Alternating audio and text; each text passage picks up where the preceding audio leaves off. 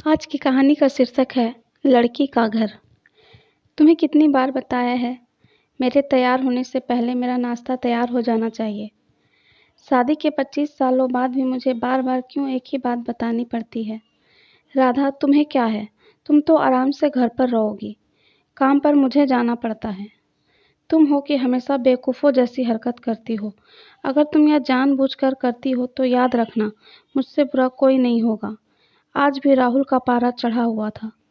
इन कटु शब्दों में अपना गुस्सा उतारते हुए, गीला तौलिया कुर्सी पर फेंकते हुए राहुल गुस्से से राधा की तरफ देखने लगा। राधा के लिए राहुल का यह बेवजह का गुस्सा कोई नई बात नहीं थी। वह महीने में 3-4 बार ऐसे ही राधा पे बरस पड़ता था। पहले पहले राधा उसका विरोध किया करती थी, लेकिन जब कई सालों तक राहुल में कोई बदलाव नहीं दिखा, तो राधा ने खुद को बदलना ही बेहतर समझा। अब राहुल कुछ भी कहने पर राधा को कोई फर्क नहीं पड़ता था। राहुल की हर बात वह सिर नीचे झुकाए हुए चुपचाप सुन लेती थी।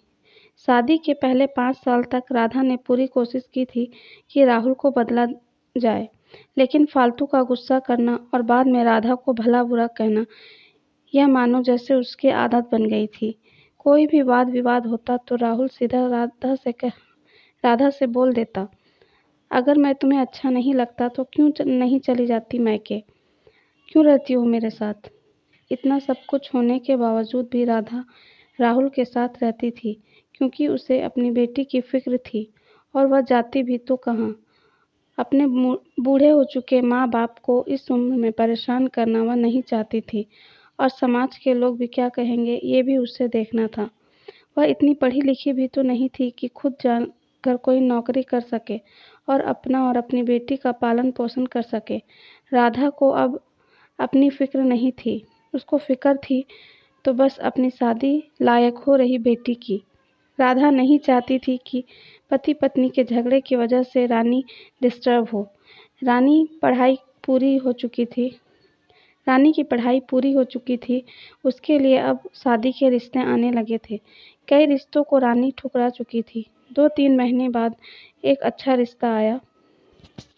रिश्तेदारों और पहचान के लोगों ने भी लड़के के गुणगान किए थे। राहुल एक शाम अपनी बेटी के साथ बैठकर बताने लगा, रानी बहुत अच्छा लड़का है, पढ़ा लिखा है, घर बड़ा है, बहुत अच्छी नौकरी है। ऐसे रिश्ते बार बार नहीं आते बेटा, इस बार मना मत करना।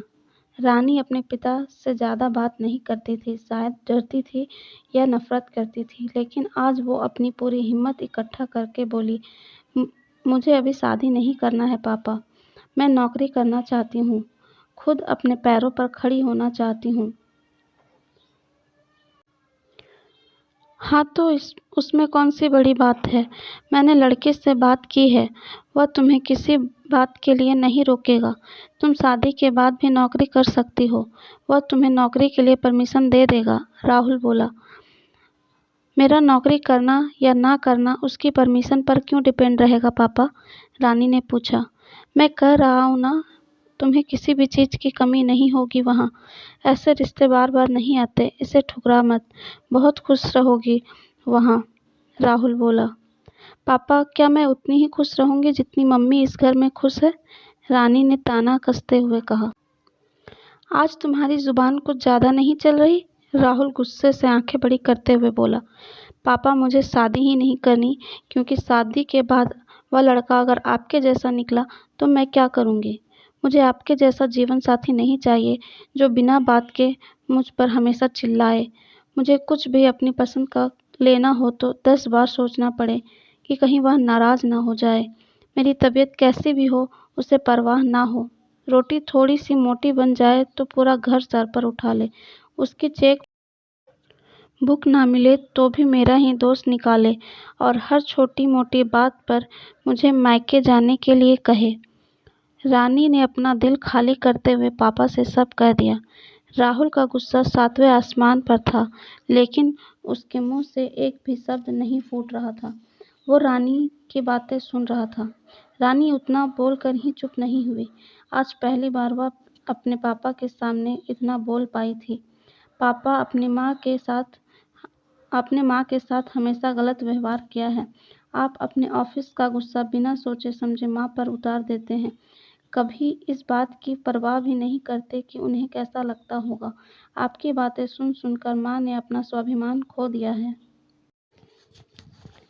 राहुल आज पहली बार अपने किए बर्तावों को महसूस कर पा रहा था। वो इतना ही बोल पाया, जो तुम्हारा मन है वो करो, मैं इतना ही बुरा हूं ना। रानी ने राहुल का हाथ पकड़ा और बोली, पापा मुझे सिर्फ एक सवाल का जवाब दे दो।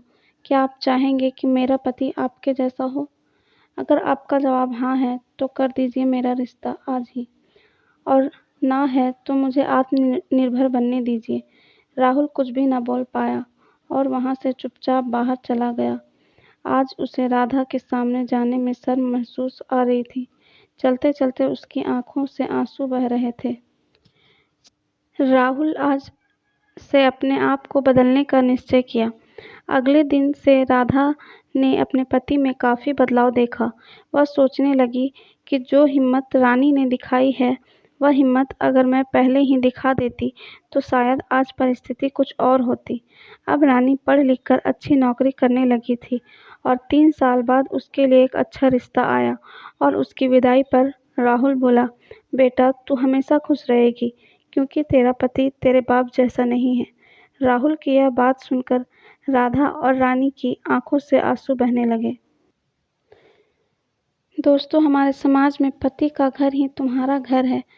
जीवन भर यह बातें बता बता कर ससुराल भेज दिया जाता है और एक दिन किसी छोटे मोटे झगड़े में ससुराल वालों से उन्हें सुनना पड़ता है कि इस घर को छोड़ दो और मैके चली जाओ।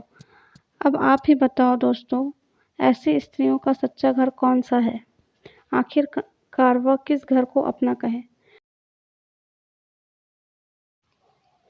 अगर आपको मेरी ये कहानी पसंद आई है तो मेरे चैनल को लाइक करें और इस चैनल पर नए हैं तो मेरे चैनल को सब्सक्राइब करें। थैंक